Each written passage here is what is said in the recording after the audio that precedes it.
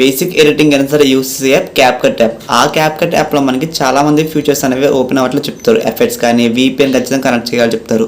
అలాంటి ఏమి లేకుండా మీకోసం ఒక మంచి యాపే తీసుకొచ్చాను. ఒక్కసారి ఫుల్గా ఈ వీడియో చూస్తే మీకు అర్థమైపోతుంది క్లారిటీగా.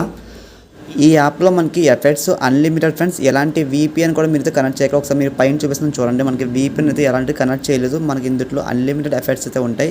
మీకు బిగినింగ్ ఎండింగ్ వీడియోకి కరెక్ట్గా మీరు అయితే యాడ్ చేసుకోవచ్చు. ఎలాంటి అప్లికేషన్కి పేమెంట్లతో ఫ్రీగా ఉంటుంది APK మోడ్.